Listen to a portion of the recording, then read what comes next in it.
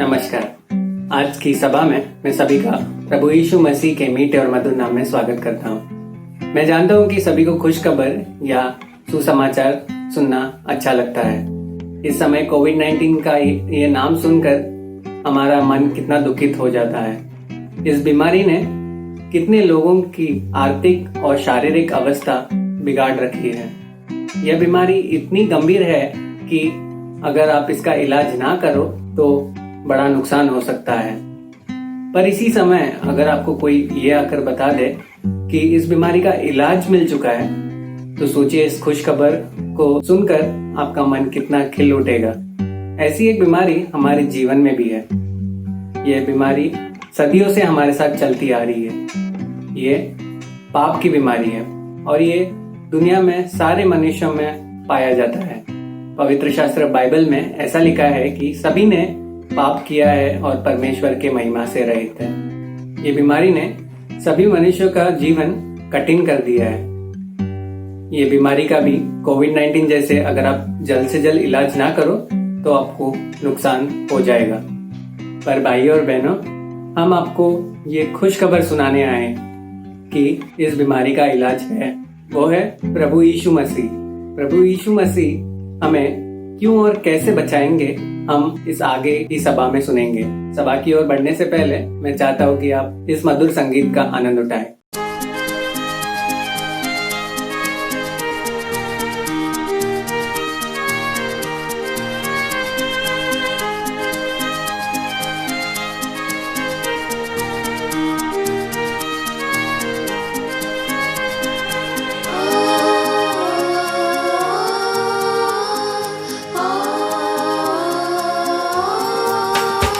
जीवन मिल गया, परी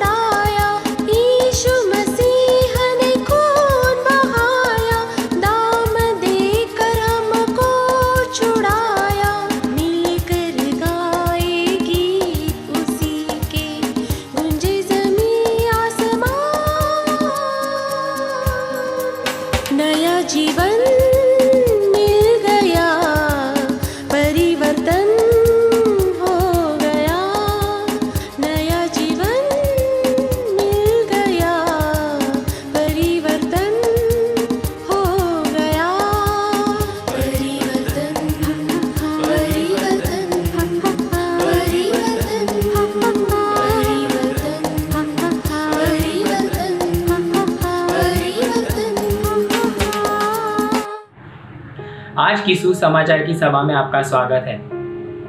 हम धन्यवाद देते हैं कि आपने हमारा न्योता स्वीकार किया और हमारे साथ जुड़ सके। आशा करता हूं कि ये वचन आने वाले कुछ समय में जो आप सुनने वाले हैं आपके लिए आशीषित हो। आज मैं आपके साथ एक ऐसी खुशखबर बांटना चाहता हूं जिसने मेरे जीवन को बदल के रख दिया है और मेरी जिंदगी को एक नया अर्थ दिया है। हम जिस संसार में जी रहे हैं, अभी का जो समय चल रहा है वो कोविड-19 की महामारी का चल रहा है। पूरा संसार इससे ग्रस्त है, इससे संघर्ष कर रहा है। इस महामारी ने एक ऐसा प्रश्न हमारे सामने रख दिया है जिसका उत्तर हम ढूंढ रहे हैं, बहुत प्रयास कर रहे हैं, लेकिन अभी तक सफल नहीं हुए। और इन सब के बीच में बहुत सारी जानकारी है जो हमारे कानों तक पहुंचती है। उदाहरण के तौर पर अगर मैं किसी को कॉल करना चाहूँ तो कॉल जुड़ने के पहले एक वॉइस मैसेज आता है जो हमें बताता है कि हमें क्या सारी चीज़ों को करना चाहिए और किन सारी सावधानियों को बरतना चाहिए जिससे हम इस बीमारी से बच सकते हैं। और उसी के बाद ही कॉल जुड़ जाता है। अगर लोगों की तरफ हमारी नज़र घुमा के देखें तो हम देखते हैं कि हर एक के पास आजकल हैंड सैनिटाइजर उपलब्ध है और होना भी चाहिए। लोगों के पास फेस मास्क है जिससे वो अपने चेहरों को ढक लेते हैं। और ये सारी चीज़ें एक ज़माने में असामान्य थी, लेकिन आज अगर हम देखें तो ये बहुत आम है। अगर कोई ऐसा ना करे तो वो अलग से या असामान्य लगता है। लेकिन इन सब से बढ़कर जो मुझे ऐसे लगता है कि हम एक सूचना जो हमें बार बार दिखाई देती है और थोड़ी महत्वपूर्ण भी है, वो ये है कि सोशल डिस्टेंसिंग बनाए रखें। अगर हम किसी फल के दुकान में जाए या कहीं सब्जी खरीदने जाए तो ये सूचना वहाँ पर लगी रहती है और हम उसे पढ़ते हैं कि सोशल डिस्टेंसिंग बनाए रखें या आपसी दूरी बनाए रखें। लेकिन ये हमें स्वाभाविक रीति से नहीं आता, थोड़ा मुश्किल है हमारे लिए और किसी को याद दिलाना पड़ता है कि हमको दूरी बनाए रखना ज़रूरी है। तो मैं ऐसे सोच रहा था कि ये दूरी बनाए रखना हमारे लिए इतना मुश्किल क्यों है, क्यों हमें किसी को याद दिलाना पड़ता है कि आप दूरी बनाए रखें। तो मन में मेरे ऐसे ख्याल आया कि बहुत सारे सालों से पूरे विश्व भर में लोगों की यही प्रथा हुई है कि जहाँ पर कोई व्यक्ति दूसरे व्यक्ति से अगर मिलता है तो वो हाथ मिलाता है। अगर कोई रिश्तेदार, कोई करीबी या कोई प्रियजन हो तो वो हमसे गले मिलता है। और यही हमारी रीत हुई है इतने सालों से। तो ये एकदम से अचानक से बदल कैसे सकती है? और ना चाहते हुए या चाहते हुए हमारा स्पर्श एक दूसरे व्यक्ति के साथ होता ही है। अगर हम भीड़ भाड़ वाली इलाकों में जाए, जैसे सब्जी मंडी, बाजार हुआ या स्टेशन हुआ, ना चाहते हुए भी हमारा स्पर्श दूसरे व्यक्ति को होता है। और यही मैं आज आपसे कहने की कोशिश कर रहा हूँ और इसी मुद्दे की तरफ मैं आज का संदेश लेके जाना चाहता हूँ कि हम चाहते हुए या ना चाहते हुए भी स्पर्श इस इंद्रिय का इस्तेमाल करते हैं। जैसे हम सब जानते हैं मनुष्य के 5 इंद्रिय होते हैं: देखना, सुनना, सूंघना, चखना और स्पर्श करना। और आज मैं इसी स्पर्श, इस इंद्रिय के विषय में बात करना चाहता हूँ। तो आप कहोगे कि स्पर्श के बारे में आप ऐसा क्या विशेष है जो आप हमसे बांटना चाहते हैं? तो मैं ये कहना चाहता हूँ कि स्पर्श के वजह से ही दुनिया में दुख आया, स्पर्श के वजह से ही दुनिया में एक ऐसी बुरी खबर है। लेकिन और एक स्पर्श आया जिसने इस बुरी खबर को, इस दुख को हमारे जिंदगी से हटाया है और हमको एक नया जीवन दिया है और एक खुश खबर दी है। तो आपके मन में सवाल आएगा कि एक स्पर्श की वजह से दुनिया में दुख आया, दुनिया में बुरी खबर आई, ये कैसे हो सकता है और क्या है ये बुरी खबर? तो मैं आपको बताना चाहूँगा कि जिस बुरी खबर के विषय में मैं आपसे बात कर रहा हूँ वो है पाप। इस संसार में जब हम जी रहे हैं तब हम देखते हैं कि हर जगह पर पाप मौजूद है। पाप हमें हर जगह दिखाई देता है।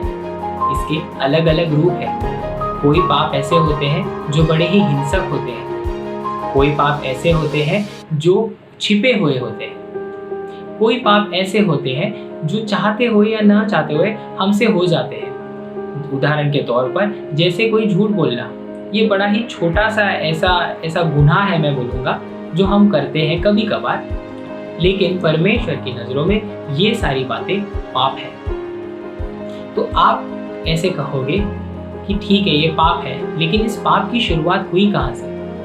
कौन था वो व्यक्ति जिसने सबसे पहले पाप किया? तो आज मैं आपको इन सवालों के जवाब देना चाहता हूँ। अगर आप पवित्र शास्त्र बाइबल में देखें तो वहाँ पर इस घटना की नोंद की गई है। उत्पत्ति का पुस्तक उसकी 3री अध्याय, यहाँ वहाँ पर उस अध्याय में इस कहानी को लिखा गया है और ये एक सच्ची कहानी है। इसकी मैं थोड़ी पार्श्वभूमि देना चाहता हूँ। उत्पत्ति के पुस्तक में पहले 2 अध्याय अगर आप देखें तो वहाँ पर लिखा है कि किस प्रकार से परमेश्वर ने संसार की निर्मित की। आदि में परमेश्वर ने पृथ्वी और स्वर्ग को बनाया। हम आगे चल के देखते हैं कि किस प्रकार से अलग अलग प्राणियों को परमेश्वर ने बनाया, फल बनाए, पेड़ बनाए, पौधे बनाए। जो वातावरण जिसमें हम जी रहे हैं वो भी परमेश्वर की एक निर्मित है। और आखिर में परमेश्वर ने मनुष्य को, स्त्री और पुरुष को बनाया। मनुष्य के बारे में ऐसा लिखा है कि परमेश्वर ने मनुष्य की रचना अपने स्वरूप में की थी और इसीलिए हम देखते हैं इस प्रकार से मनुष्य की रचना हुई। लेकिन इस स्त्री और इस पुरुष को परमेश्वर ने इस आदान के बगीचे में रखा और उनको पूरे बगीचे के ऊपर और पूरी निर्मित के ऊपर अधिकार दिया। लेकिन उन्हें एक आज्ञा भी दी कि एक पेड़ था, उसका फल उन्हें नहीं खाना था। अगर वो खाए तो उन्हें दंड मिलेगा। और परमेश्वर ने ये सारी बातें और ये सारी वस्तुएं मनुष्य को दी थी कि वो उसका आनंद उठाए। लेकिन हम देखते हैं कि एक दिन शैतान आया सर्प के रूप में और वो स्त्री के पास गया जो कि हवा थी और उसने उसको लुभाया कि वो इस पेड़ के फल को तोड़कर खाए। और हम आगे देखते हैं कि वहाँ पर लिखा है कि किस प्रकार से हवा ने उस फल को तोड़ा और खाया और अपने पति को भी खिलाया। और इस तरह से पाप इस संसार में आया क्योंकि मनुष्य ने, जो पहला स्त्री और पहला पुरुष था, उसने परमेश्वर की आज्ञा का उल्लंघन किया और उससे एक चीज हुई, वो ये थी कि पाप इस संसार में आया। इस आज्ञा के उल्लंघन के पहले पाप इस संसार में नहीं था और वो एक ऐसा समय था जब मनुष्य परमेश्वर की सहभागिता का आनंद उठाता था और ये जो सहभागिता थी वो टूट गई। और हम देखते हैं उस दिन से लेकर आज तक इस संसार में पाप है और बाइबल में लिखा है कि पाप की कमाई मृत्यु है। और ये जो कमाई है, ये जो मृत्यु है, इसको आज तक हम सब लोग चख रहे हैं। हम देखते हैं कि जो भी व्यक्ति इस संसार में आता है, जिस किसी का भी जन्म होता है, उसका एक दिन निश्चित मृत्यु होता है। और इसलिए मैंने कहा कि एक स्पर्श की वजह से दुख इस संसार में आया, एक स्पर्श की वजह से एक बुरी खबर इस संसार में आई और ये था मनुष्य का स्पर्श, जिसने हमको एक ऐसी पीड़ा देने वाली घटना हमारे जिंदगी में लाई है जो कि है मृत्यु। क्योंकि जब मृत्यु होता है तो बहुत दुख लाता है। एक प्रियजन जिससे हम बहुत प्रेम करते हैं वो बिछड़ जाता है और हम जानते हैं कि वो वापस नहीं आता। तो क्या मृत्यु ही हमारा अंत है कि मृत्यु के बाद ही हमारी समाप्ति है? जैसे मैंने कहा, परमेश्वर तो हमसे सहभागिता करना चाहते थे, लेकिन पाप आया और ये सहभागिता टूट गई। लेकिन मैं आज आपसे कहना चाहता हूँ कि नहीं, परमेश्वर ने चाहा है कि ये सहभागिता बनी रहे और बरकरार रहे और इसलिए और एक स्पर्श को भेजा है। जैसे मैंने शुरुआत में कहा कि एक स्पर्श था जिसकी वजह से बुरी खबर इस दुनिया में आई, लेकिन और एक स्पर्श है जिसके वजह से अच्छी खबर आई, जिसने इस बुरी खबर को निकाला है, इस दुख को निकाला है और हमारे जिंदगी में खुशी लाई है, आनंद लाया है। और अब मैं उस स्पर्श के विषय में आपसे बात करना चाहता हूँ और जिस स्पर्श के विषय में मैं आपसे बात करना चाहता हूँ वो और किसी का नहीं लेकिन परमेश्वर का पुत्र यीशु मसीह का स्पर्श है। और इसके विषय में हम लूका रचित सुसमाचार के 7वें अध्याय 11 से 15 वचन में एक भाग है जहाँ पर हम पढ़ते हैं कि किस प्रकार से एक घटना हुई और जहाँ पर यीशु का स्पर्श आया। मैं उस भाग का एक सारांश आपको देना चाहता हूँ। वहाँ पर ऐसे लिखा है कि वो एक शहर था, उस शहर का नाम था नैन और उस शहर के फाटक के पास एक लोगों का जमावड़ा हुआ था और लोग एक मृतक नौजवान लड़के को ले जा रहे थे दफनाने के लिए। वो लड़का मृतक था, वो मर चुका था, वो नौजवान था और लोग उसे दफनाने के लिए ले जा रहे थे। और उसके विषय में इतना ही लिखा है, लेकिन आगे लिखा है कि उसकी एक माँ थी और उसकी माँ विधवा थी और ये लड़का उसका एकलौता बेटा था। आप सोच के देखिए कितनी दुखद ऐसी परिस्थिति है। और जो लोग थे उस शहर में, उन्होंने भी इस दुख को महसूस किया और सहानुभूति दिखाने के लिए वहां पर आ गए। लेकिन इन सब के बीच में जब हम 13 वचन में आते हैं तो वहां पर हम पढ़ते हैं कि यीशु मसीह को उस स्त्री के ऊपर तरस आया और उससे उसने कहा, मत रो। देखिए, प्रभु यीशु मसीह को उस स्त्री पर तरस आया और उसने कहा इस स्त्री से मत रो। अब मैं यहाँ पर रुक के 1 मिनट आपका ध्यान इस स्त्री की तरफ आकर्षित करना चाहूंगा। ये एक ऐसी स्त्री थी जो विधवा थी और ये लड़का उसका एक बेटा था जो परिपक्व हुआ था, जो एक नौजवान बेटा था। जरा सोच के देखिए स्त्री के दुख कितना होगा। इसके दुख की कोई सीमा नहीं थी, क्योंकि ये बेटा उसके लिए आने वाले दिनों में कमाई का जरिया होने वाला था। उसके पति के मौत के बाद ये बेटा ही उसको एक दिलासा देने का एक जरिया था। उसके लिए आनंद और खुशी उसके बेटे में ही थी और आने वाले कुछ समय में ये उसकी एक आशा थी कि ये बुढ़ापे के लिए ये बेटा उसका लाठी बन के रहेगा। लेकिन मृत्यु ने ये सब उससे छीन लिया, ये पूरी खुशी उससे छीन ली और उसकी जिंदगी में सिर्फ दुख दिया। और उसका जो दुख था उसको यीशु मसीह पहचान सके, उससे यीशु मसीह अपने आप की पहचान कर सके, क्योंकि ये जो दुख था ये बिछड़ने का दुख था, अलग होने का दुख था। ये स्त्री अपने पुत्र से अलग हुई थी और प्रभु यीशु मसीह इस दुख को इसलिए पहचानते थे क्योंकि वो अपने परमेश्वर पिता जो स्वर्ग में है उनसे अलग हुए थे इस पृथ्वी पर आने के लिए, संसार पर आने के लिए। और इसलिए वो जानते थे कि ये स्त्री किस पीड़ा में से गुजर रही है। और आज अगर आप में से कोई है जो ऐसे दुख में से जा रहा है, जो ऐसी पीड़ा में से जा रहा है, जो ऐसी मनो परिस्थिति में है या ऐसी भावनाओं से गुजर रहा है जो कोई नहीं समझ सकता, तो मैं आपको इस बात का आश्वासन देना चाहता हूँ कि यीशु मसीह है जो आपके इस परिस्थिति को समझ सकते हैं। वहाँ पर इतने सारे लोग मौजूद थे, लेकिन कोई भी उस स्त्री की अवस्था को नहीं समझ पाया सिवाय प्रभु यीशु मसीह के, क्योंकि यीशु मसीह ने हमारे जैसे दुख है, हमारे जैसी कठिनाइयां हैं, उन्होंने खुद अपने जीवन में उसका अनुभव लिया है जब वो इस संसार में आए।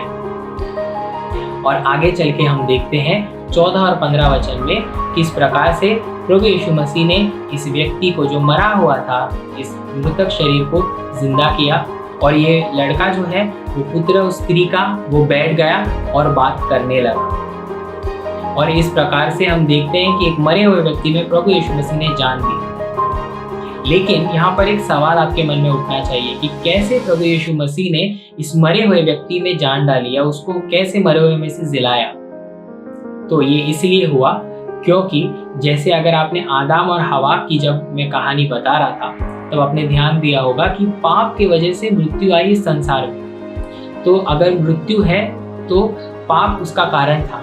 लेकिन प्रभु यीशु मसीह के बारे में हम पढ़ते हैं, पवित्र शास्त्र बाइबल में लिखा है कि वो पाप से अज्ञात थे, वो पाप को जानते नहीं थे, उनमें कोई पाप था नहीं और उन्होंने कोई पाप किया नहीं। और इसी के वजह से वो उस मरे हुए व्यक्ति को जीवन दे सके।